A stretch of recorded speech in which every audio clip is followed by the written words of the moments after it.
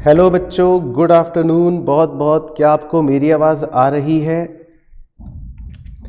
तो सभी प्यारे प्यारे बच्चों को बहुत बहुत गुड आफ्टरनून। क्या हाल चाल है बच्चों? क्या आप मेरे को सुन पा रहे हैं, मुझे देख पा रहे हैं?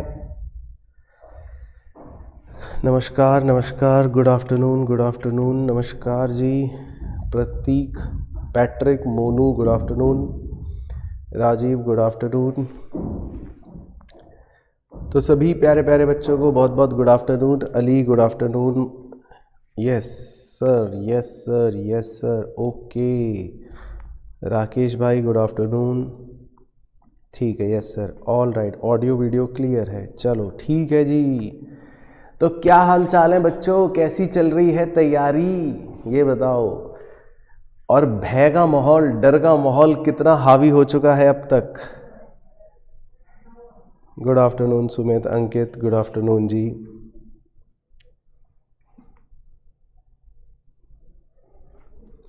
Good afternoon Vaishnavi, good afternoon. तो सभी को गुड आफ्टरनून है, बहुत बहुत। आज के नए अध्याय को शुरू करने में आपका स्वागत है। नई कक्षा में सब बच्चों का स्वागत है और नए लाइव क्लास में सब बच्चों का स्वागत है। ठीक है। तो राकेश जी कह रहे हैं सर ऐसा लग रहा है कुछ नहीं आता है। तो इसका मतलब बिल्कुल सही हो राकेश बाबू आप, इसका मतलब आपकी तबीयत बिल्कुल सही है। इस समय ऐसा ही लगना चाहिए कि आपको कुछ नहीं आता है। इस समय ऐसी ही फीलिंग आनी चाहिए कि हम तो फेल होने वाले हैं। तो इसका मतलब ये जो भय और ये डर है, तो दैट मीन्स सब कुछ नॉर्मल है। मोनू जी कह रहे नींद नहीं आती। ठीक है। अली कह रहा है सर एक जोक सुना दो, मूड हल्का हो जाएगा। ओके। तो अली भाई आपके लिए एक जोक निकाला, बिल्कुल तरोताज़ा। तो सब बच्चे बड़े ध्यान से सुने आज का जोक। आज का जोक ये है, आपकी ज़िंदगी। तो बच्चों ये 2 शब्दों का छोटा सा जोक था मेरी तरफ से। आई होप आपको पसंद आया हो, आपको भी हंसी आई होगी, मैं जानता हूँ।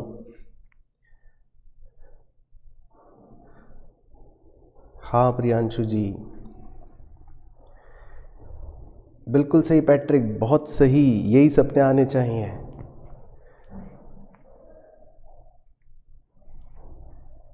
चलो ठीक है। तो इसका मतलब सब कुछ नॉर्मल है, ये सब बातें होंगी।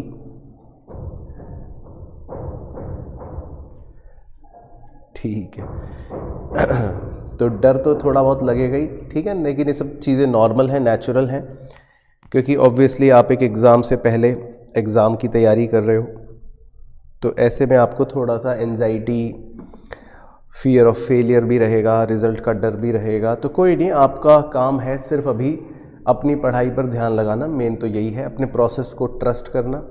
बाकी रिज़ल्ट जो है, परिणाम जो है, वो आपके हाथ में तो है नहीं, है ना। तो जो भी होगा वो होगा और बेस्ट होगा जो भी होगा। तो बस आप अपना फोकस करें अपनी तैयारी पर। तो do your best and forget the rest, simple. चलो, तो सब बच्चे बताइए जी, करें कार्य शुरू। चैप्टर नंबर 3 जल्दी से रिवाइज करें। सब बच्चे हैं तैयार?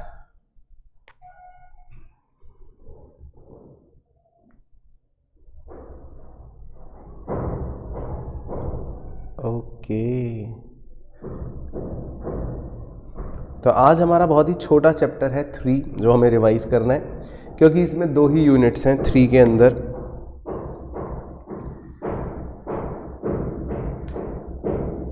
क्लास 12th की रिवीजन तो भाई क्लास 12th के सर बताएंगे। Okay, let's start. ठीक है जी, ओके जी, ओके। चलो, तो सब बच्चे तैयार हैं? आइए बच्चों, तो रिवाइज करते हैं हम अपना पूरा लेखा जोखा। तो सबसे पहला यूनिट है बच्चों हमारा प्रोडक्शन। ठीक है जी, प्रोडक्शन। सर प्रोडक्शन का मतलब क्या? प्रोडक्शन का मतलब डब्बे बनाना सर? नहीं, इकोनॉमिक्स में प्रोडक्शन का मतलब है वाइडर। मतलब जब हम कुछ रिसोर्सेज को इस्तेमाल करते हैं इंसान की इच्छाओं को पूरा करने के लिए, यानी कि ह्यूमन वांट्स को सेटिस्फाई करने के लिए, तो उसे हम कहते हैं प्रोडक्शन। वो किसी भी रूप में हो सकता है। जैसे किसी ने कुर्सी बनाई तो हम कहते हैं प्रोडक्शन, लेकिन डॉक्टर ने सर्विस प्रोवाइड करी वो भी प्रोडक्शन है। तो इस समय मैं आपको अगर पढ़ा रहा हूँ, आप उधर बैठकर पढ़ रहे हैं, तो ये भी प्रोडक्शन है। तो प्रोडक्शन का मतलब इकोनॉमिक्स में ये नहीं है कि सिर्फ डब्बे बनाना। प्रोडक्शन का मतलब है चेयर्स बनाना, या मतलब कुछ चीज़ बनाना, या सर्विसेज प्रोवाइड करना। Both are considered as production. अच्छा, तो प्रोडक्शन को इसीलिए हम कहते हैं कि प्रोडक्शन का मतलब हो गया क्रिएशन ऑफ यूटिलिटी, यानी कि जब भी यूटिलिटी क्रिएट हो गई तो इसका मतलब वो प्रोडक्शन है, चाहे गुड्स के फॉर्म में या सर्विस के फॉर्म में। तो सिंपल, प्रोडक्शन का मतलब क्रिएशन ऑफ यूटिलिटी। फिर इसमें एक बात लिखवाई है आपको कि भैया प्रोडक्शन का मतलब क्रिएशन ऑफ मैटर नहीं है, क्योंकि इंसान जो है वो मैटर नहीं क्रिएट कर सकता। हम मैटर नहीं बना सकते। मैटर का मतलब सर, जैसे एक एग्जांपल यहाँ पे ले रखा है हमने छोटा सा, कि भाई मान लो लकड़ी, वुड। अब हम लकड़ी नहीं बना सकते। अब हम ऐसे नहीं कर सकते चलो लकड़ी बनाएंगे हम, नहीं, हम वुड नहीं बना सकते। वुड एक मैटर है, लेकिन हम लकड़ी की मदद से चेयर बना सकते हैं, टेबल बना सकते हैं। तो प्रोडक्शन का मतलब ये नहीं है कि हम मैटर बनाएंगे। प्रोडक्शन का मतलब है हम सिर्फ यूटिलिटी क्रिएट करेंगे। सर यूटिलिटी कितने प्रकार की हो सकती है? यूटिलिटी देखो बच्चों 4 प्रकार की हो सकती है। एक को बोलते हैं हम फॉर्म यूटिलिटी, एक को बोलते हैं हम प्लेस यूटिलिटी, एक को बोलते हैं हम टाइम यूटिलिटी, और एक को बोलते हैं हम पर्सनल यूटिलिटी। जैसे अब जैसे मान लेते हैं कि हमने ऊन निकाला, ऊन, वूल, फिर उस ऊन से हमने स्वेटर बनाया, फिर वो स्वेटर हमने लोगों को बेचा। कब बेचा? सर्दियों के मौसम में बेचेंगे ऑब्वियसली, गर्मियों में तो कोई पहनेगा नहीं। और फिर उसके बाद ये स्वेटर मतलब लोगों ने खरीद लिया। अब इस पूरी प्रक्रिया में, इस पूरी साइकिल के अंदर अगर आप देखो, जो ऊन है, वूल, उसने अपने आकार को बदल लिया। तो जब वो कोई भी प्रोडक्ट अपने आकार को बदलता है तो हम कहते हैं फॉर्म यूटिलिटी। फिर उसके बाद वो एक जगह से दूसरी जगह ट्रांसफर हुआ तो हम कहते हैं प्लेस यूटिलिटी। उसके बाद आपने गर्मियों में तो स्वेटर खरीदना नहीं है, आपने स्वेटर कब खरीदना है? सर्दियों में, तो हम कह देते हैं time utility.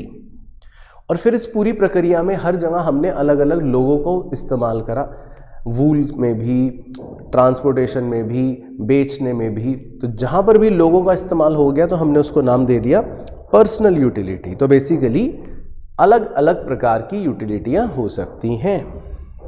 Number 2, sir production के लिए किन चीज़ों की आवश्यकता पड़ती है? तो हम उन्हें कहते हैं फैक्टर्स ऑफ प्रोडक्शन। तो फैक्टर्स ऑफ प्रोडक्शन होते हैं बच्चों 4 तरीके के: लैंड, लेबर, कैपिटल, एंटरप्रेन्योर। जिसमें लैंड और लेबर को हम कहते हैं प्राइमरी या ओरिजिनल फैक्टर, कैपिटल को हम कहते हैं प्रोड्यूस्ड फैक्टर। तो ये देखते हैं क्या होते हैं। तो लैंड तो भैया एक वाइडर सेंस है। लैंड का मतलब है कि सारे नेचुरल रिसोर्सेज, यानी कि all the free gifts of nature, सब कुछ आ गया लैंड के अंदर। और लैंड को आप डिस्ट्रॉय नहीं कर सकते। बाकी लैंड की यूज़फुलनेस इंसान के एफर्ट्स पर डिपेंड करती है। आप उसका क्या करते हो वो आप पर निर्भर करता है। अच्छा इस्तेमाल करोगे तो अच्छी यूटिलिटी मिलेगी, बेकार इस्तेमाल करोगे तो बेकार यूटिलिटी मिलेगी। बाकी लैंड अपने आप में कोई एक्टिव फैक्टर नहीं है, वो अपने आप काम नहीं करेगा, इस पर ह्यूमन को एफर्ट डालना पड़ेगा। और लैंड जो होता है वो हीट्रोजीनियस होता है। जैसे भैया 2 पेड़ हैं, वो एक पेड़ बड़ा है, एक पेड़ छोटा है, तो अलग अलग हो सकते हैं। और लैंड जो है उसको आप एक जगह से दूसरी जगह शिफ्ट नहीं कर सकते। कहीं आप सोचो चलो भैया हिमालय पर्वत वहाँ से उठाएंगे और चेन्नई में ले आएंगे, ऐसा नहीं हो सकता। और लैंड की सप्लाई जो है वो फिक्स रहेगी, क्योंकि वो एक तरह से नेचुरल रिसोर्स है, तो आप उसको बढ़ा नहीं सकते और अनलिमिटेड नहीं कर सकते, इसीलिए उसकी सप्लाई फिक्स्ड रहती है। तो ये है पहला फैक्टर लैंड। सर दूसरा फैक्टर लेबर का मतलब मजदूर होता है क्या? नहीं, लेबर का मतलब मजदूर नहीं है यहाँ पर। लेबर का मतलब है कुछ भी फिजिकल या कुछ भी मेंटल एक्सर्शन करना। तो अगर हम दिमाग का भी काम कर रहे हैं किसी के लिए तो हम भी लेबर ही हैं, बस हम दिमाग का काम कर रहे हैं। तो फिजिकल और मेंटल दोनों एक्सर्शन यहाँ पर लेबर में कंसिडर किए जाते हैं। ये एक एक्टिव फैक्टर होता है क्योंकि ये काम कर रहा है, और ये प्रोडक्टिव नहीं भी हो सकता। जैसे आपकी तरह कुछ मजदूर होते हैं जो सिर्फ बैठे रहते हैं लेकिन मान लो काम नहीं करते, तो हो सकता है कुछ लेबर प्रोडक्टिव ना हो। बाकी अगर आप कोई अपनी हॉबी में या अपने प्यार में या अपने प्लेजर के लिए काम कर रहे हैं, जैसे हाउसवाइफ्स जो कर रही हैं मान लो, तो उसको हम इकोनॉमिक्स में लेबर कंसिडर नहीं करते, क्योंकि वो out of love and affection किया जा रहा है। जो पैसों के लिए काम है सिर्फ उसी को ही हम लेबर कहते हैं। बाकी सबसे मज़ेदार बात यह है कि लेबर जो है वो पेरिशेबल होती है, ख़त्म हो जाती है। आप ये नहीं कर सकते कि आप सोचो कि चलो आज 8 घंटे काम नहीं करा, कल भी 8 घंटे काम नहीं करा, तो मैं इसको स्टोर कर लेता हूँ, अब मैं परसों 8 और 8 और उस दिन के भी 8 24 घंटे काम करूँगा। ऐसा नहीं हो सकता, दैट इज़ नॉट पॉसिबल। बाकी लेबर की बार्गेनिंग पावर भी बहुत ख़राब होती है, और लेबर जो है वो मोबाइल होता है। मोबाइल का मतलब है एक जगह से दूसरी जगह ट्रांसफ़र हो जाता है। सर लेबर का और वेज रेट का क्या रिश्ता है? ये बड़ा अच्छा है, इसे आपको समझना है। शुरू में जब वेज रेट बढ़ती है तो आपको बताया था, अगर आपको याद हो, तो लेबर की सप्लाई भी बढ़ती है और वो मस्ती का टाइम अपना कम कर देता है। लेकिन एक पॉइंट के बाद, आफ्टर अ सर्टेन पॉइंट, आप अगर उसकी वेज रेट बढ़ाओगे भी तो फिर वो लेबर नहीं बढ़ाता, वो कहता है यार और कितना काम करूँगा मैं, तो फिर वो उल्टा अपने लेबर की सप्लाई कम करना शुरू कर देता है और मस्ती का समय, लेजर टाइम बढ़ा देता है।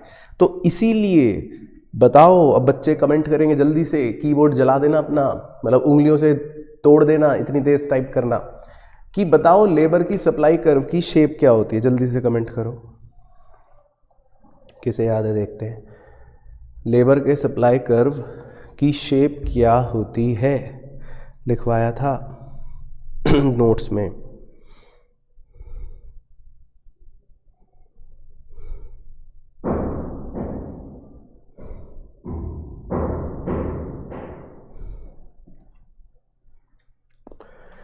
Okay okay okay okay okay, ठीक है, तो देख के बता दिया सर हमने,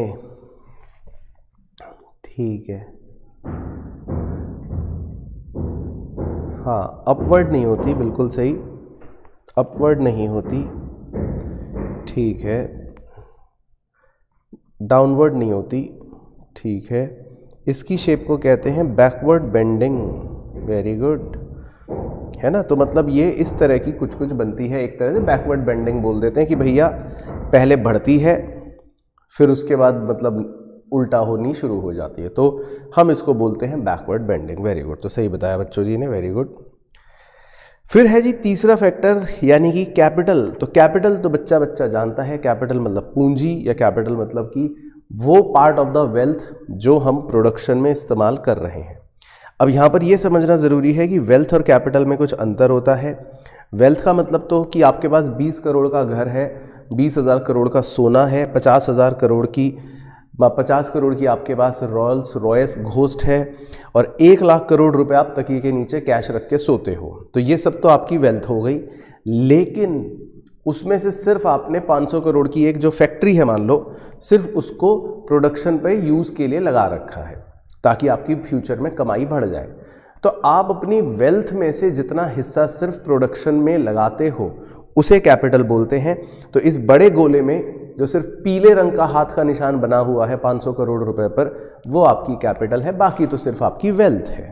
ओके, बाकी कैपिटल जो है वो सेविंग्स का एक रिजल्ट है। ऑब्वियसली आप पैसा सेव करते हो इसीलिए निवेश कर पाते हो। ये एक स्टॉक कॉन्सेप्ट होता है, यानी कि इसको हम एक पर्टिकुलर पॉइंट ऑफ टाइम पर मेजर करते हैं। और कैपिटल नाना प्रकार की होती है। सर नाना प्रकार मतलब अलग अलग नज़रिए हैं, जैसे फिक्स्ड और सर्कुलेटिंग, ये एक नज़रिया हो गया। फिक्स्ड मतलब जैसे मैंने मशीन में पैसा लगा रखा है तो ये तो 5-10 साल के लिए फिक्स रहेगा। सर्कुलेटिंग मतलब मैंने रॉ मटेरियल में पैसा लगा रखा है तो ये तो हर 2 दिन बाद बदलता रहेगा। रियल या ह्यूमन कैपिटल, रियल कैपिटल मतलब जिस ऐसी चीज़ें जिन्हें आप देख सकते हो, छू सकते हो, जिनका कोई फिजिकल एग्जिस्टेंस है। ह्यूमन कैपिटल मतलब कि भैया आपके जो मजदूर हैं उनकी क्या स्किल्स हैं, उनकी क्या एबिलिटी है, तो ये आप देख तो सकते नहीं है, तो इसको ह्यूमन कैपिटल बोल दिया।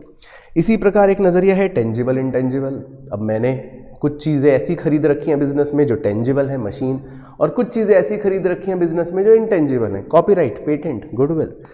और एक नज़रिया है इंडिविजुअल या सोशल। मैं कहता हूँ ये मशीन मेरी है, मैं कहता हूँ ये फैक्ट्री मेरी है, तो ये इंडिविजुअल कैपिटल है।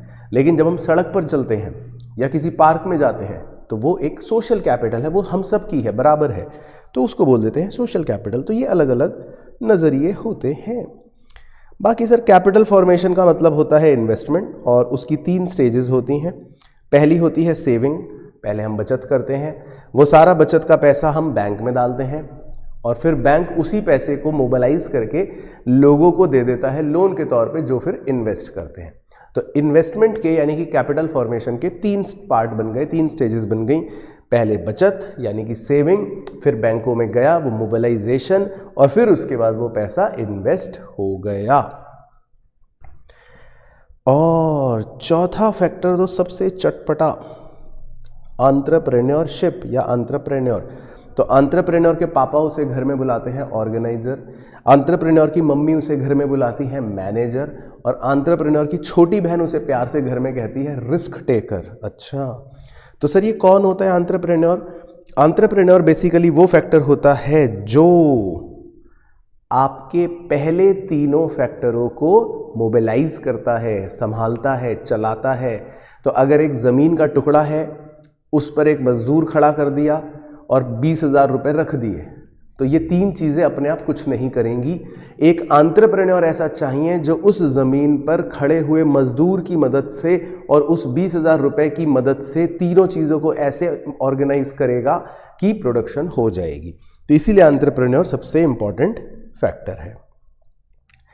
सर एंटरप्रेन्योर जो होता है वो बिजनेस शुरू करता है, हाँ सर हमें पता है, और वो रिस्क और अनसर्टेनिटी को भी बियर करता है। ठीक है सर, ये भी हमें पता है। शुमपीटर भाई ने कहा था कि एंटरप्रेन्योर का सबसे इंपॉर्टेंट फंक्शन जो है वो इनोवेशन है, मतलब नए नए आविष्कार करना, दैट इज एंटरप्रेन्योर का सबसे important function. Sir Frank night भाई ने क्या कहा? फ्रैंक नाइट भाई ने तो ये कहा था कि देखो जो एंटरप्रेन्योर होता है, क्योंकि वो अनसर्टेनिटी बियर करता है, इसीलिए प्रॉफिट भी उसी को मिलना चाहिए। हम कंपनी के एम्प्लॉय को थोड़ी ना प्रॉफिट देते हैं, या हम जिससे लैंड लेते हैं उसको थोड़ी ना प्रॉफिट देते हैं, उसको तो रेंट दे देते हैं। या जिससे हमने पैसा लिया कैपिटल, उसको थोड़ी ना प्रॉफिट देते हैं, उसको हम इंटरेस्ट दे देते हैं। प्रॉफिट पर किसका हक है? एंटरप्रेन्योर का, क्योंकि वो अनसर्टेनिटी बियर करता है, ऐसा फ्रैंक नाइट भाई कहते हैं। चलो, तो अब आगे ऑब्जेक्टिव्स और चैलेंजेस वगैरह बताऊंगा एंटरप्रेन्योर के क्या हैं। तो पहले यहाँ तक एक बार बता दो कि यहाँ तक की स्टोरियाँ याद आ गई, लैंड, लेबर, कैपिटल और एंटरप्रेन्योर की एक बार ये बता दो और थम्स अप भेज दो, फिर आगे चलेंगे।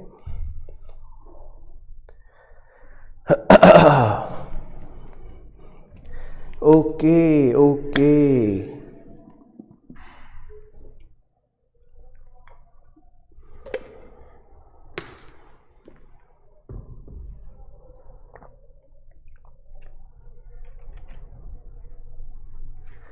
ठीक है जी। राकेश, वैष्णवी, अपराजिता, मोनू, अभिषेक, ऑल राइट, ठीक है। अली को याद आ गई हैं, ओके चलो, ओके जी। पैट्रिक, ठीक है, चलो ओके, याद आ गया है, ठीक है। हर्ष, चलो। अब सर, अब भैया एंटरप्रेन्योर जो है वो, उसके ऑब्जेक्टिव क्या हैं, क्या उद्देश्य होते हैं एक एंटरप्राइज के? मतलब एंटरप्राइज मतलब बिजनेस ही समझ लो आप। तो सर बिजनेस का एक सबसे पहला ऑर्गेनिक ऑब्जेक्टिव है, मतलब ये तो बिना इसके तो बिजनेस ही बेकार है, वो ये सर्वाइवल। भैया पहले बिजनेस कर रहे हैं तो हम सर्वाइव तो करें, सर्वाइवल के बाद फिर ग्रोथ एंड एक्सपेंशन जो है वो आगे आते हैं। तो अब इस पर बहुत सी टिप्पणियाँ की गई हैं। आरएल मैरिस भाई ने बताया कि देखो जी, एक यूटिलिटी फंक्शन नाम की भी चीज़ होती है। यूटिलिटी फंक्शन का मतलब वो है कि जो मैनेजर्स हैं कंपनी के और जो ओनर्स हैं कंपनी के, ये दोनों अलग अलग हैं, ये तो हम सर जानते हैं, हाँ, तो इसमें क्या बड़ी बात है। तो मैरिस भाई ने बताया कि जो ओनर्स होते हैं वो कुछ और सोचते हैं, वो चाहते हैं कि हमारी कंपनी प्रॉफिट कमाए, हमारा मार्केट शेयर बढ़े, हमारी कंपनी की रेपुटेशन बढ़े। यानी कि ओनर्स अपने ऑब्जेक्टिव्स को मैक्सिमाइज करना चाहते हैं, अपने यूटिलिटी फंक्शन को मैक्सिमाइज करना चाहते हैं। मैनेजमेंट क्या चाहता है, मैनेजर्स क्या चाहता है कि हमारी सैलरियां बढ़ें, हमारी जॉब सिक्योरिटी और पहले से अच्छी हो जाए, हमारा स्टेटस बढ़े, कि भाई देखो सीईओ साहब आ रहे हैं, है ना। तो मैनेजमेंट ये सोचती है। तो मैनेजमेंट अपने यूटिलिटी फंक्शन को मैक्सिमाइज करना चाहती है। तो ओनर्स कह रहे हैं उधर जाएंगे, मैनेजमेंट कह रही है उधर जाएंगे। तो जब दो लोग अलग विपरीत दिशा में जा रहे होते हैं इसे बोलते हैं डाइवर्जेंस, इसे बोलते हैं डाइवर्ज होना, अलग अलग जा रहे हैं। पापा कहते हैं पढ़ाई करो, आप कहते हो हम इंस्टाग्राम में मस्ती करेंगे, मम्मी कहते हैं रिवीजन करो, आप कहते हो हम फेसबुक में मस्ती करेंगे। तो इसका मतलब आपका और घर वालों का क्या है सर, डाइवर्जेंस है। अच्छा, लेकिन मज़ेदार बात ये मैरिज भाई ने बताई कि अगर बिजनेस की ग्रोथ होगी, अगर बिजनेस बड़ा हो जाएगा, फर्म का साइज बहुत बड़ा हो जाएगा, फर्म ग्रो करेगी, तो ऐसा होने से ओनर्स के भी ऑब्जेक्टिव्स पूरे हो जाएंगे जो वो चाहते हैं, और मैनेजमेंट के भी ऑब्जेक्टिव्स पूरे हो जाएंगे जो वो चाहते हैं। तो अगर बिजनेस बड़ा हो गया तो दोनों के मतलब ऑब्जेक्टिव्स पूरे हो जाएंगे। तो आप अगर सीए बन जाओगे तो पापा मम्मी के भी ऑब्जेक्टिव्स पूरे हो गए और आपके भी पूरे हो गए। आपको मस्ती भी करनी है तो आप मस्ती भी कर लोगे, पापा मम्मी चाहते हैं कि बच्चा पढ़ लिख के कुछ बन जाए, वो भी बन गया। तो इसीलिए अगर बिजनेस ग्रो कर जाए अगर, तो फिर तो साहब कन्वर्जेंस हो जाता है। कन्वर्जेंस का मतलब कि दोनों का मतलब मिलन हो गया, दोनों सेटिस्फाई हो गए, दोनों खुश हैं, कह रहे आहा मजे आ गए। तो बेसिकली ये मैरिस ने समझाया ऑर्गेनिक ऑब्जेक्टिव। अच्छा, इकोनॉमिक ऑब्जेक्टिव तो बच्चा बच्चा गली मोहल्ले का जानता है कि भैया प्रॉफिट को मैक्सिमाइज करना है, ठीक है ना, प्रॉफिट मैक्सिमाइजेशन। अब प्रॉफिट क्या है वो एक छोटा सा पॉइंट है कि भाई अकाउंटेंसी में प्रॉफिट हम कहते हैं देखो total revenue minus explicit cost, लेकिन इकोनॉमिक्स में हम प्रॉफिट कहते हैं total revenue minus economic cost. तो ये हम कॉस्ट चैप्टर में भी थोड़ा सा कवर अप कर लेंगे, डोंट वरी। फिर उसके बाद भैया अलग अलग लोगों ने कुछ कहानियां रची हैं। साइमन कह रहा था कि देखो हम तो मैक्सिमम प्रॉफिट नहीं कमाना चाहते, हम तो चाहते हैं सिर्फ रीजनेबल प्रॉफिट हो, दैट्स इट। बॉमल थ्योरी कह रही है कि भैया नहीं, प्रॉफिट मैक्सिमाइजेशन ऑब्जेक्टिव होता ही नहीं है, हमें तो सेल्स मैक्सिमाइजेशन करनी है। बॉमल कुछ और कह रहा है। फिर बर्ली एंड मीन्स की विलियम्स थ्योरी कह रही है कि मैनेजर्स तो बल्कि अपनी डिस्क्रिशनरी पावर्स को एंजॉय करना चाहते हैं, ये वो चाहते हैं, प्रॉफिट मैक्सिमाइजेशन थोड़ी ना चाहते हैं। मतलब हर ऑथर अपनी अपनी कहानियां बता रहा है, ये आपको बस याद रखना है, रटना है। और इसी तरह सायरेट एंड मार्च वो कह रहे हैं कि खाली प्रॉफिट नहीं, प्रॉफिट के साथ साथ production goals, inventory goals, sales goals, market share goals, इन सबको भी हमें अचीव करना है। तो बेसिकली अलग अलग ऑथर्स ने अपनी अपनी कहानियां बता रखी हैं कि भैया प्रॉफिट मैक्सिमाइजेशन ही खाली उद्देश्य नहीं है, उसके अलावा ये भी हैं जो हम बता रहे हैं। तो इन ऑथरों ने अपनी अपनी कहानियां बताई थी। अच्छा जी, खैर बिजनेस के कुछ और भी ऑब्जेक्टिव होते हैं, ये सिंपल से पॉइंट है। सामाजिक ऑब्जेक्टिव कि भाई आप कोई मिलावटी गुड्स नहीं बेचोगे, कोई गंदी हरकत नहीं करोगे, समाज की एंटी सोशल। आपके कुछ ह्यूमन ऑब्जेक्टिव्स भी हैं कि भैया आप अपने एम्प्लॉयज़ को अच्छे से प्यार से रखोगे, अच्छी तनख्वाह दोगे।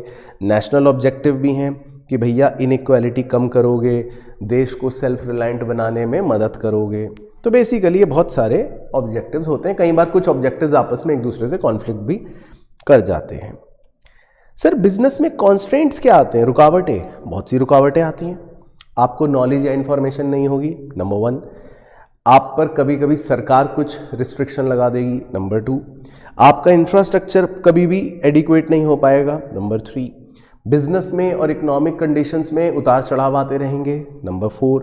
और कई बार ऐसे इवेंट्स हो जाएंगे जो आपके कंट्रोल में ही नहीं है, इन्फ्लेशन बढ़ गया, इंटरेस्ट रेट बढ़ गया, तो मतलब बहुत सी अड़चने रुकावटें आएंगी। सर बिजनेस में कुछ प्रॉब्लम्स भी आएंगी, समस्याएं बिल्कुल आएंगी। पहली आपके ऑब्जेक्टिव्स को लेकर, क्योंकि कई बार आपके ऑब्जेक्टिव आपस में एक दूसरे से टकराएंगे। इकोनॉमिक ऑब्जेक्टिव कह रहा है यार प्रॉफिट कमाना है, सोशल ऑब्जेक्टिव कह रहा है समाज की भलाई करना है, तो दोनों में आपस में लड़ाई है, तो ये भी होगी दिक्कत। कई बार आपको लोकेशन कहाँ रखनी है बिजनेस की, ये दिक्कत आएगी। कितना बड़ा प्लांट रखना है, ये समस्या आएगी।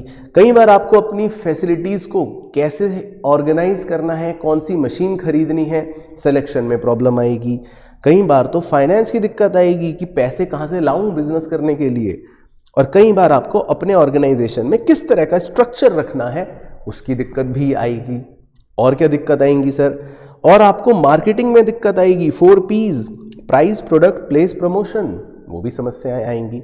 कई बार लीगल फॉर्मेलिटीज से रिलेटेड प्रॉब्लम्स आएंगी, कानून में कोई झमेला हो गया।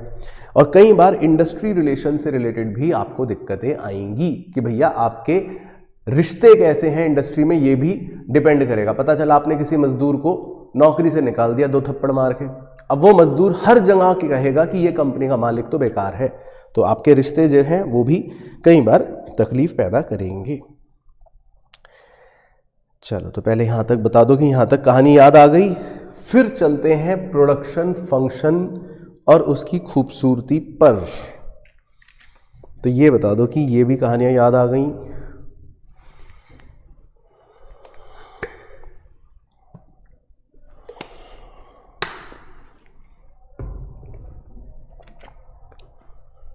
ओके,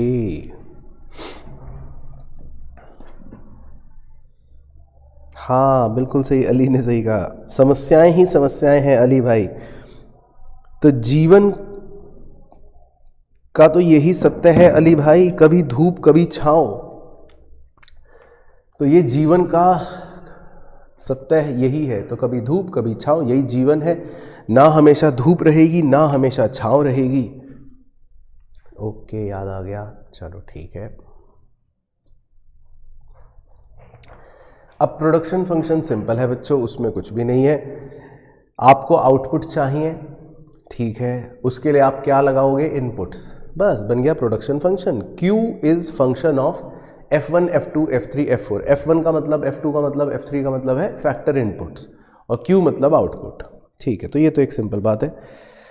तो सर प्रोडक्शन में मतलब कुछ एजम्पशंस भी हैं क्या? हाँ भाई, हम कहते हैं ये जो हम बातें पढ़ेंगे अब आगे की, ये स्पेसिफिक टाइम पीरियड के लिए ही चलेंगी, टेक्नोलॉजी कांस्टेंट रहनी चाहिए, और हम ये मान के चलते हैं कि जो आउटपुट हमें मिल रहा है वो मैक्सिमम मिल रहा है, ठीक है। सर शॉर्ट रन और लॉन्ग रन किसे कहते हैं? 1 साल से कम और 1 साल से ज़्यादा को? नहीं, यहाँ पर शॉर्ट रन लॉन्ग रन का मतलब 1 साल का कुछ नहीं है। शॉर्ट रन हम तब कहते हैं जब कम से कम हमारा एक फैक्टर फिक्स रहे, तो हम कह देते हैं कि जी ये शॉर्ट रन है। लेकिन अगर सारे ही फैक्टर्स चेंज हो जाएं, यानी कि वेरिएबल रहें, तब हम कह देते हैं कि ये लॉन्ग रन है। शॉर्ट रन में जो कानून चलता है हम उसे कहते हैं रिटर्न्स टू फैक्टर, और लॉन्ग रन में जो कानून चलता है हम उसे कहते हैं रिटर्न्स टू स्केल, ठीक है सर। बाकी वेरिएबल फिक्स्ड इनपुट्स आपको पता ही है, जो चेंज हो जाए वो वेरिएबल, जो चेंज ना हो वो फिक्स्ड। अब अलग अलग प्रकार के प्रोडक्शन फंक्शन हैं। पहले एक कॉब डगलस, ये 2 दोस्त थे, ये एक दिन वेले थे, यूएसए की बात है।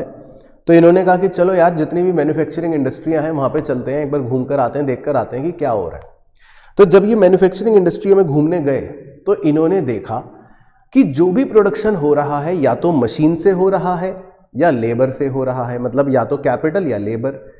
तो उन्होंने ये पाया कि भैया जो वेरिएबल फैक्टर है लेबर, वो 75% कंट्रीब्यूट करता है प्रोडक्शन में, और जो कैपिटल है मशीनें, वो सिर्फ मात्र 1/4 25% कंट्रीब्यूट करती हैं प्रोडक्शन में, ठीक है। तो हमें ये बात याद रखनी है, उन्होंने जो देखा, और उन्होंने अपना एक प्रोडक्शन फंक्शन निकाल के दे दिया, बस जो हमें रटा हुआ होना चाहिए, K × L की पावर A × C की पावर 1 - A। Q मतलब आउटपुट, L मतलब लेबर, C मतलब कैपिटल, और K और A आर पॉजिटिव कॉन्स्टेंट्स, जो कुछ भी होंगे हमें उससे मतलब नहीं है। अच्छा सर टोटल प्रोडक्ट क्या होता है? टोटल प्रोडक्ट मतलब जो भी आपने टोटल डब्बे बनाए, सिंपल। सर एवरेज प्रोडक्ट क्या होता है? एवरेज प्रोडक्ट मतलब होता है कि total product divided by number of labour या number of variable input. Sir marginal product क्या होता है? मार्जिनल प्रोडक्ट मतलब आपने कितना एडिशन करा टोटल प्रोडक्ट में, यानी कि change in total product divided by change in input, ये स्लोप होता है टोटल प्रोडक्ट का। तो सर शॉर्ट रन में मतलब क्या खूबसूरती है प्रोडक्शन की, जरा उसके बारे में हमें कुछ बताइए। तो शॉर्ट रन में बच्चों प्रोडक्शन जो है वो 3 स्टेजेस में चलता है, वो यहाँ बना हुआ है। स्टेज 1 में MP इंक्रीज करता है, स्टेज 2 में MP डिक्रीज करता है और 0 भी हो जाता है, और स्टेज 3 में MP नेगेटिव हो जाता है। तो इसीलिए इनकी स्टेजेस के नाम पड़ गए। पहली का पड़ गया इंक्रीजिंग रिटर्न्स टू फैक्टर, दूसरी का पड़ गया डिमिनिशिंग रिटर्न्स टू फैक्टर, और तीसरी का पड़ गया नेगेटिव रिटर्न्स टू फैक्टर। तो ठीक है सर, 3 स्टेजेस हो गई। तो सर इसमें TP जो होता है वो कैसे बिहेव करता है? तो TP जो होता है वो पहले इंक्रीजिंग रेट से बढ़ता है, फिर उसके बाद TP स्टेज 2 में डिमिनिशिंग रेट से बढ़ता है और मैक्सिमम पर भी पहुंच जाता है, और फिर उसके बाद स्टेज 3 में TP फॉल कर जाता है, नीचे आ जाता है। तो हम बस ये एक बात याद रखते हैं कि कोई भी प्रोड्यूसर स्टेज 1 में नहीं काम करेगा, स्टेज 3 में नहीं काम करेगा, क्योंकि उसका प्रोडक्शन स्टेज 2 में मैक्सिमम हो रहा है, तो इसीलिए प्रोड्यूसर स्टेज 2 में काम करेगा ऑलवेज। ओके, ठीक है। तो बाकी ये रीज़न वगैरह आप देख सकते हो, मतलब डायग्राम देख सकते हो, उसकी एज सच कोई ज़रूरत नहीं, आपसे बनवाएगा तो है नहीं। तो वही बातें जो बोली वही डायग्राम पर भी हैं कि टीपी इंक्रीजिंग रेट से बढ़ेगा स्टेज 1 में, फिर डिमिनिशिंग रेट से बढ़ेगा स्टेज 2 में, और फिर फॉल हो जाएगा। और एमपी अपना पहले स्टेज 1 में ऊपर जाएगा, फिर स्टेज 2 में नीचे जाएगा, 0 हो जाएगा, और स्टेज 3 में नेगेटिव हो जाएगा, है ना। तो बस ये बेसिकली टीपी एमपी हो गए। अब सर लॉन्ग रन में क्या होता है सर? क्या लॉन्ग रन में भी कुछ ऐसी ही कहानी है? हाँ, कहानी ऐसी है, थोड़ी सी अलग है। लॉन्ग रन में क्योंकि हमारे सारे इनपुट्स चेंज हो जाते हैं, कोई भी इनपुट यहाँ फिक्स नहीं है, ऑल फैक्टर्स चेंज हो जाते हैं, तो बस यहाँ पर अजम्पशन ये होती है कि सारे फैक्टर सेम प्रोपोर्शन में चेंज होंगे। अच्छा, सेम प्रोपोर्शन में? हाँ, सेम प्रोपोर्शन में। तो अगर लेबर और कैपिटल की मैं बात करूं, तो लेबर अगर 1 से बढ़कर 2 हुई, 2 से बढ़कर 4 हुई, 4 से बढ़कर 8 हुई, मतलब डबल हो रही है, तो कैपिटल भी 2 से बढ़कर 4 होगी, 4 से बढ़कर 8 होगी, 8 से बढ़कर 16 होगी, मतलब सेम प्रोपोर्शन में ही बढ़ेगी, डबल ही होगी। ऐसा नहीं कि लेबर तो दुगनी हो रही है और कैपिटल चौगनी हो रही है या तिगनी हो रही है या ट्रिपल हो रही है, ऐसा नहीं होगा, दोनों सेम प्रोपोर्शन से बढ़ेंगे। तो ये तो एक अजम्पशन है। सर स्टेजेस बताओ ना। हाँ हाँ, बता रहा हूँ स्टेजेस। तो इसमें 3 स्टेजेस होती हैं जी लॉन्ग रन के अंदर। पहली स्टेज होती है increasing returns to scale, okay. दूसरी स्टेज होती है decreasing returns to constant returns to scale, okay. और तीसरी स्टेज होती है डिक्रीजिंग रिटर्न्स टू स्केल। तो लॉन्ग रन में कोई नेगेटिव रिटर्न्स नहीं होता, ये मजेदार बात है। तो इसीलिए यहां पर मतलब एमपी जो है पहले इंक्रीज करेगा, फिर कांस्टेंट रहेगा, फिर डिक्रीज करेगा, लेकिन नेगेटिव नहीं होगा। तो होंगी यहां पर भी 3 स्टेजेस ही, लेकिन एमपी इंक्रीज करेगा, कांस्टेंट रहेगा और डिक्रीज करेगा, पर नेगेटिव नहीं होगा। ठीक है सर, बस बाकी तो खैर सिंपल बातें हैं। कॉक डगलस ने यहाँ पर भी एक बात बताई थी कि देखो जी, इंक्रीजिंग रिटर्न्स का मतलब है कि आउटपुट में ज़्यादा चेंज आएगा, इनपुट में कम, ठीक है।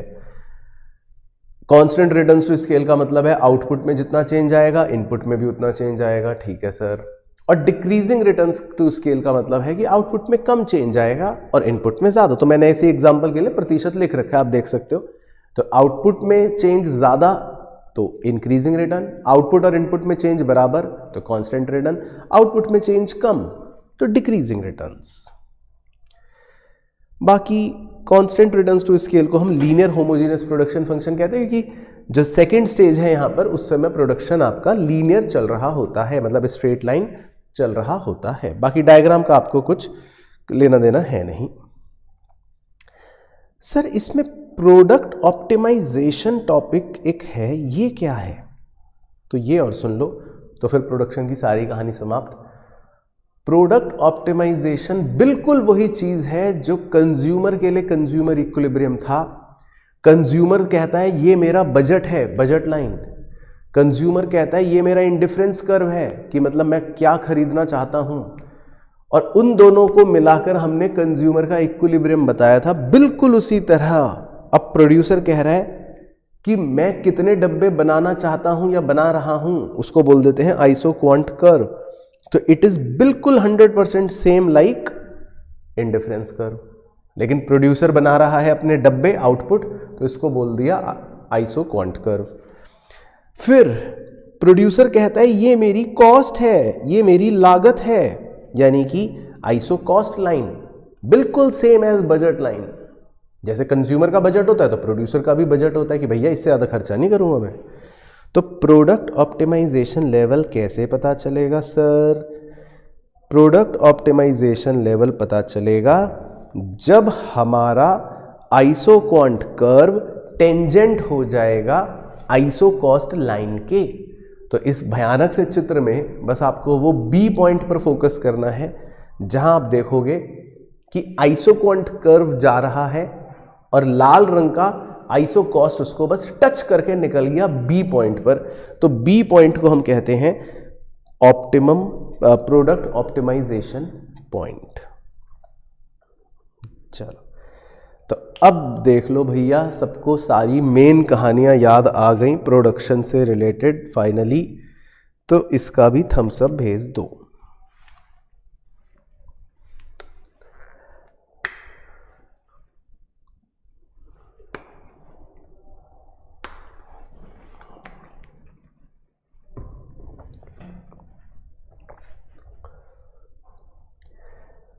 ओके ओके ओके,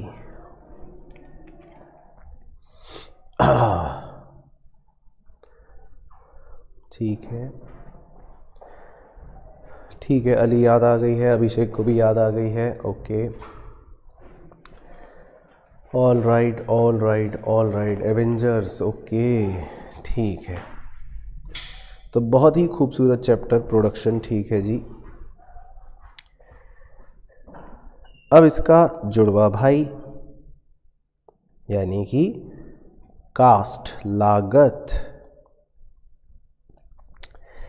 तो सर कॉस्ट के बारे में बताइए अब हमें, कॉस्ट। चलो तो कॉस्ट के बारे में देखते हैं, मज़ेदार मज़ेदार बातें।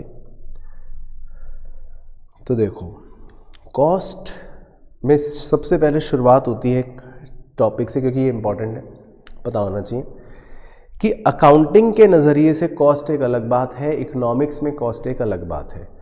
अकाउंटिंग में कॉस्ट का मतलब होता है बस जो हमने पैसे दिए, भाई जेब से पैसे निकाले, ये लो, तो हम उसे कहते हैं एक्सप्लिसिट कॉस्ट।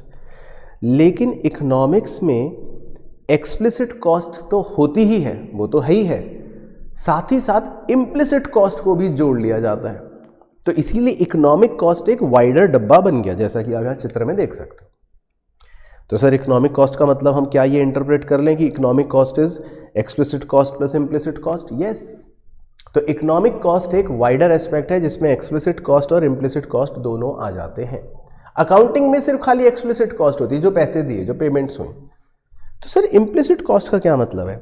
इम्प्लिसिट कॉस्ट का बेसिक मतलब अपॉर्चुनिटी कॉस्ट ही होता है कि मान लो मैं ओनर अपने कुछ रिसोर्सेज कहीं और लगाने की बजाय अपने बिजनेस में ले आया, तो मैंने अपने कुछ अपॉर्चुनिटी खो दी।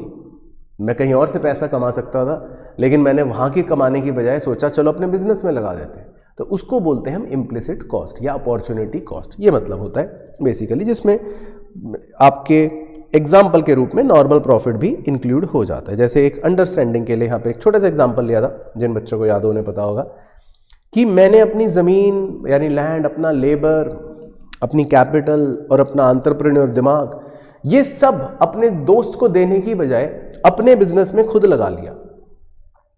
तो इसका मतलब इन सब चीज़ों की जो भी कॉस्ट होगी हम उसे कहेंगे इम्प्लिसिट कॉस्ट। तो हमने ऐसी एग्जाम्पल के लिए ले लिया था 220 रुपये, इम्प्लिसिट कॉस्ट।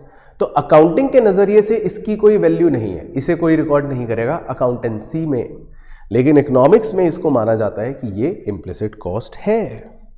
तो ये बेसिकली एक छोटा सा कॉन्सेप्ट बन गया। तो यही बात हमारे वो प्रॉफिट के टाइम पर आई थी। अकाउंटिंग प्रॉफिट है total revenue minus accounting cost, और इकोनॉमिक प्रॉफिट है total revenue minus economic cost. तो इसीलिए दोनों का आंसर अलग अलग आ जाता है। सर क्या अकाउंटिंग प्रॉफिट इकोनॉमिक प्रॉफिट से ज़्यादा हो सकता है? यस, हो सकता है। सर क्या इकोनॉमिक प्रॉफिट अकाउंटिंग प्रॉफिट से ज़्यादा हो सकता है? नो, नेवर, नहीं हो सकता। ठीक है सर। सर उसके बाद नॉर्मल प्रॉफिट, वो किसे कहते हैं? नॉर्मल प्रॉफिट का मतलब होता है एक ऐसी सिचुएशन इकोनॉमिक्स में जिसे आप कह सकते हो कि भैया टोटल रेवेन्यू इकोनॉमिक कॉस्ट के बराबर है, या बहुत से लोग इसे no profit no loss situation भी कहते हैं, क्योंकि आप इसमें कुछ असाधारण नहीं कमा रहे, आप बस नॉर्मल कमा रहे हो, नॉर्मल प्रॉफिट। तो इसको हम कहते हैं कि it is no profit no loss situation.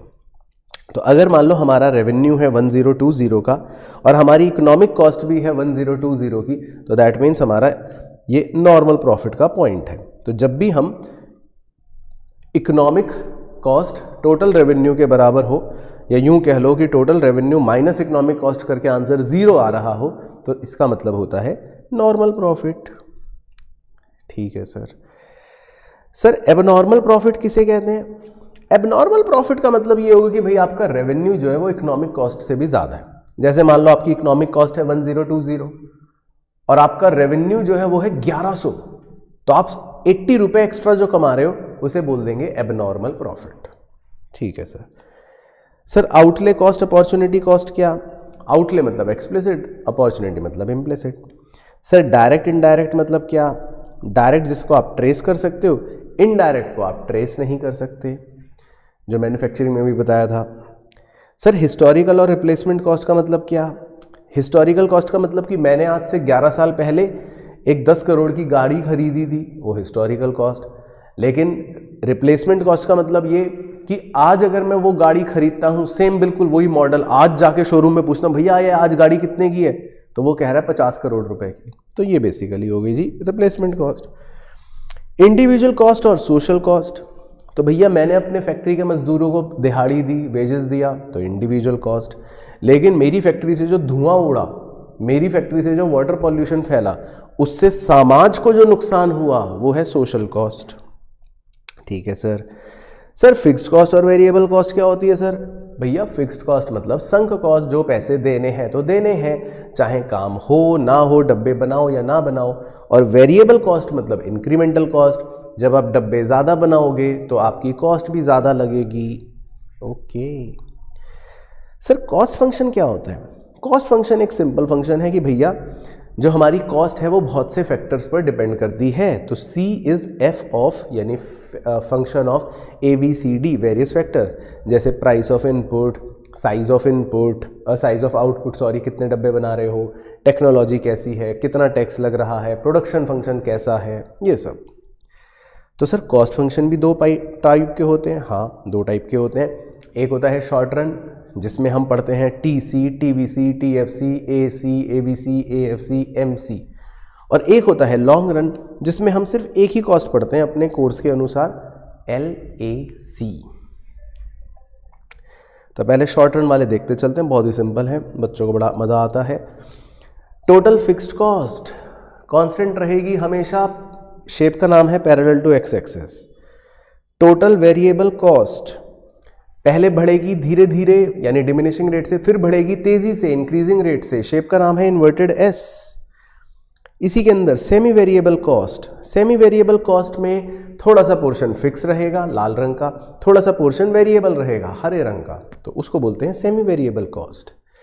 उसके बाद sir stair step variable cost, ये सीढ़ियों की तरह बढ़ेगी, थोड़े से आउटपुट तक सेम, फिर अचानक से जंप, फिर थोड़े से आउटपुट तक सेम, फिर अचानक जंप, फिर थोड़े से आउटपुट तक सेम, फिर अचानक जंप, तो that is stair step cost. Sir total cost क्या होता है? तो total cost is total fixed cost plus total variable cost. Total cost बिल्कुल पैरेलल होगी TBC के, और TC और TBC के बीच में जो गैप है येलो कलर का, उसको बोलते हैं TFC, टोटल फिक्स्ड कॉस्ट, और इसकी शेप सर कैसी होगी? Inverted S।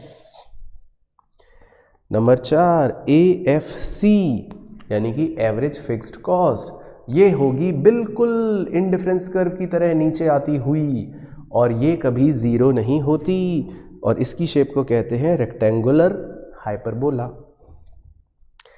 फिर है जी एवरेज वेरिएबल कॉस्ट, ये सिंपल एक U शेप कर्व होता है जिसका फॉर्मूला है total variable cost divided by output. फिर होती है sir average cost, average cost का फॉर्मूला होता है total cost divided by output, या average fixed cost plus average variable cost, और इसकी भी शेप होती है कर्व की U शेप्ड।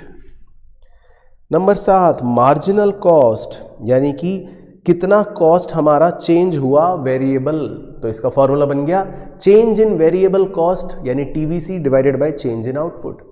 तो हम इसको कभी कभी चेंज इन टोटल कॉस्ट से भी निकाल लेते हैं, लेकिन इसकी भी शेप होती है कर्व की U शेप। सर MC के राइजिंग पोर्शन को क्या कहते हैं? Supply curve. Sir area under MC क्या होता है? TVC। सर MC किसका स्लोप होता है? TVC का। सर मार्जिनल कॉस्ट किसकी वजह से चेंज होती है? वेरिएबल कॉस्ट की वजह से। ठीक है सर, तो ये 4 MCQ क्वेश्चन बन सकते हैं जो लिखवाए थे।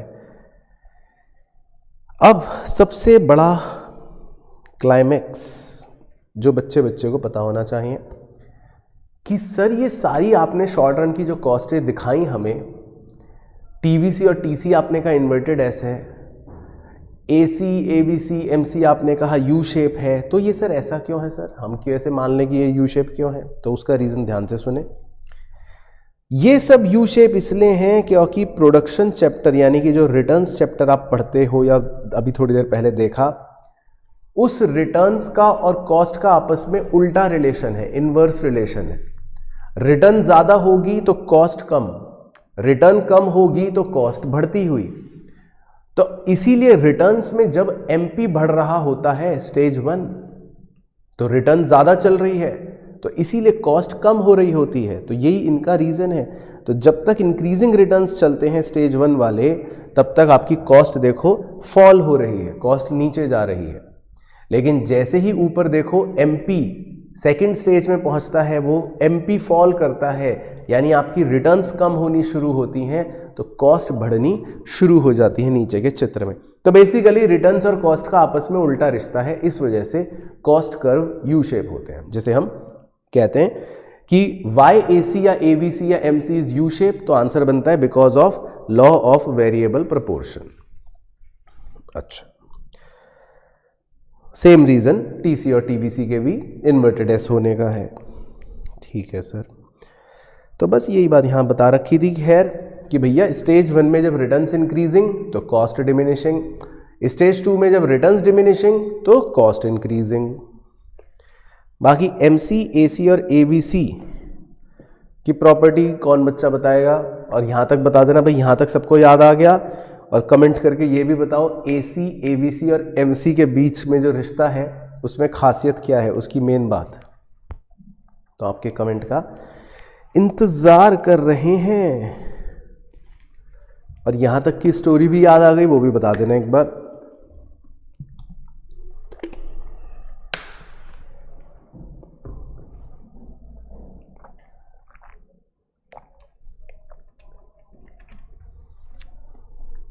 ओके ओके,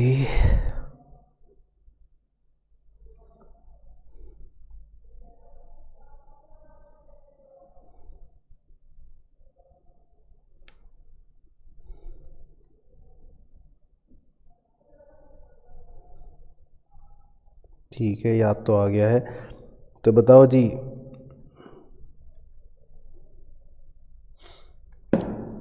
तो सर आप बताओ।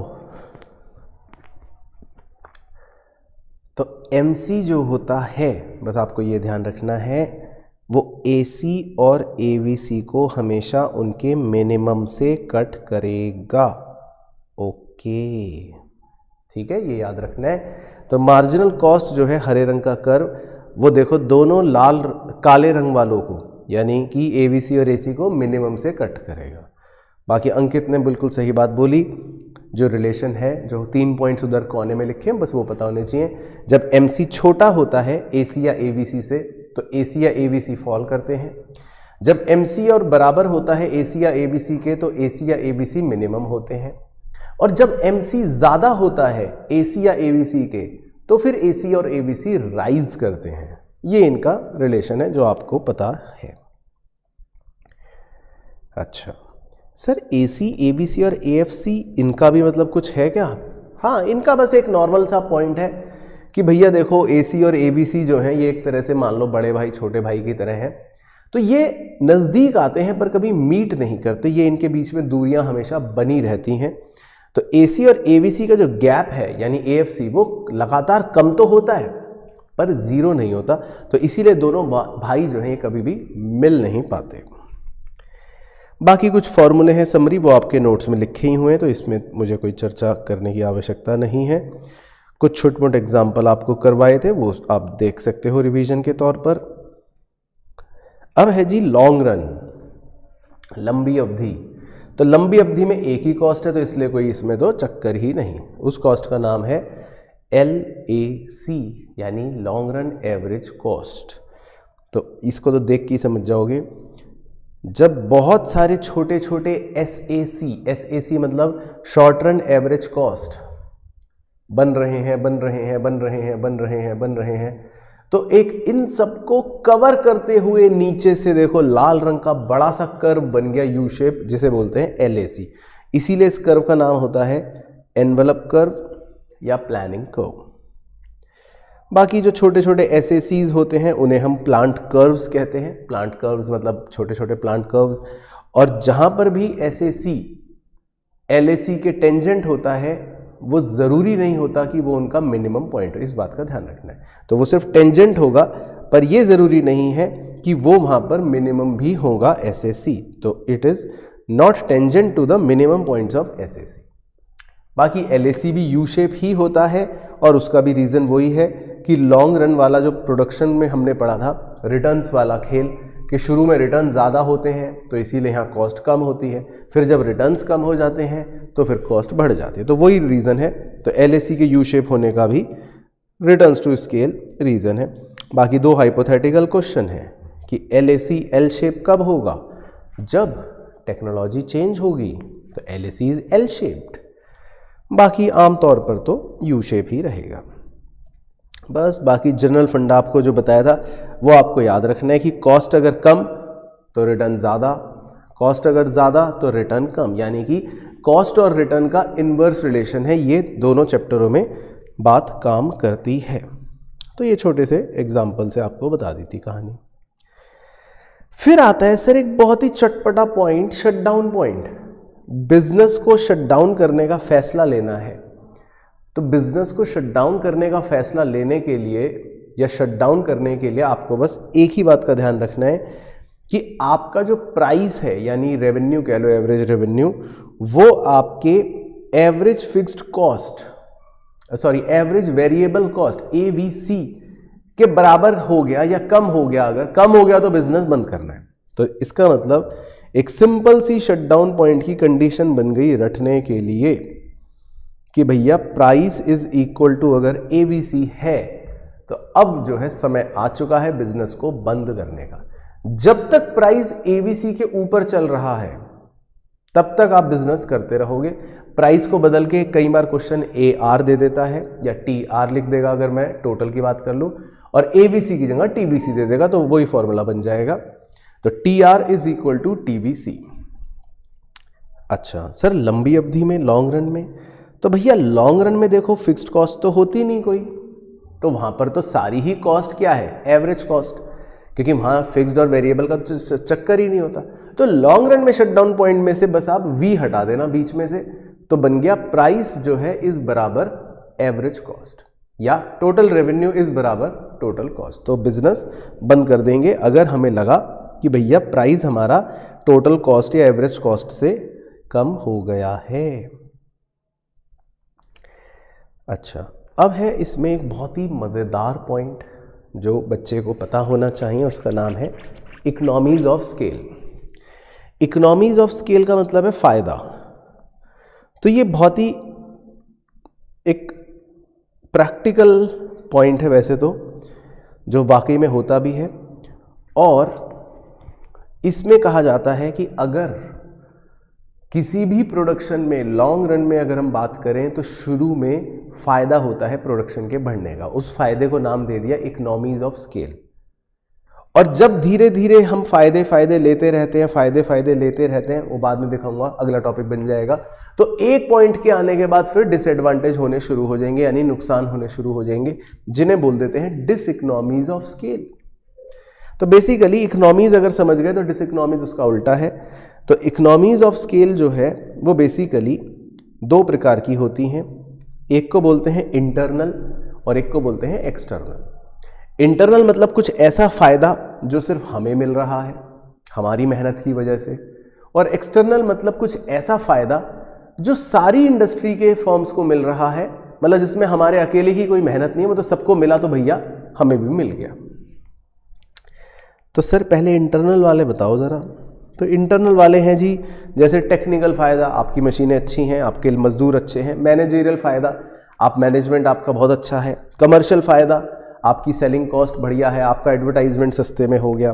फाइनेंशियल फ़ायदा, आपको सस्ते पे लोन मिल जाता है, आपकी जान पहचान है बैंक के मैनेजर के साथ। रिस्क बियरिंग, आप अच्छे से डाइवर्सिफाई कर लेते हो, आपने डाइवर्सिफाई करा बिजनेस को, तो एक बिजनेस अगर फ्लॉप भी हो गया बाकी सब अच्छे चल पड़े, तो मतलब ये सब चीज़ों का फ़ायदा आपका है क्योंकि आप मेहनत इसके लिए कर रहे हो।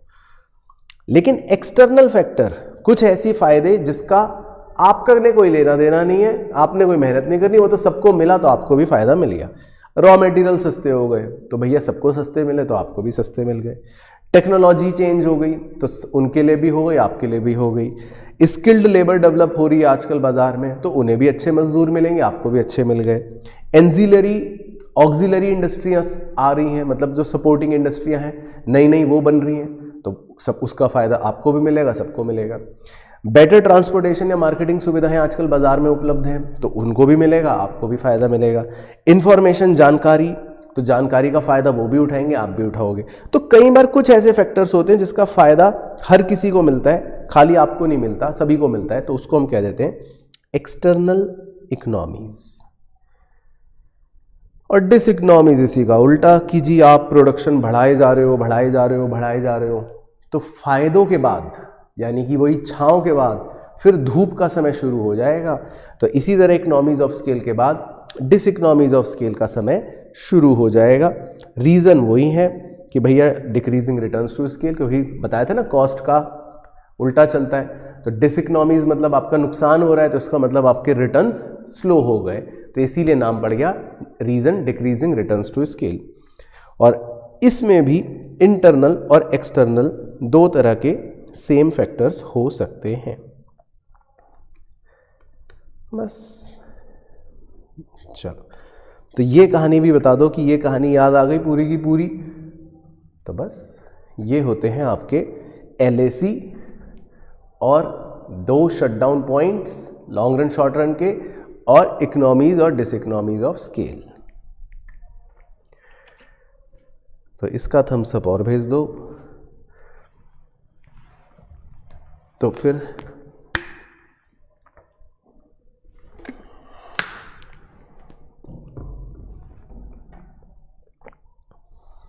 Done डना done. ठीक है राकेश भाई ओके, राजीव जी ओके,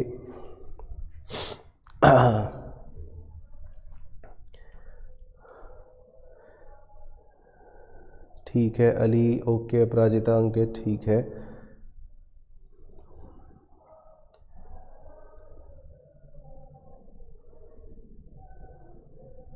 ओके मोनू जी, चलो ठीक है बच्चों जी। तो बहुत बहुत मुबारकां, आपने 1 घंटा जो मुझे झेला आज, तो उससे आपका प्रोडक्शन और कॉस्ट का रिवीजन हो गया। और कभी भी दोबारा आपको रिवाइज़ करना हो तो बस आज का जो आधा घंटे के 2 समय में हमने प्रोडक्शन और कॉस्ट करा, आप इसको दोबारा से सुन सकते हो, अच्छे से रिवाइज़ कर सकते हो। और बाकी तो क्वेश्चंस तो जी भर के करो, मज़े से करो, धड़ल्ले से करो। चलो ठीक है जी, बाय राकेश भाई। तो सभी बच्चों को बहुत बहुत धन्यवाद और मिलते हैं अगली कक्षा में। तब तक टेक केयर, गुड बाय, टाटा, see you soon, bye bye.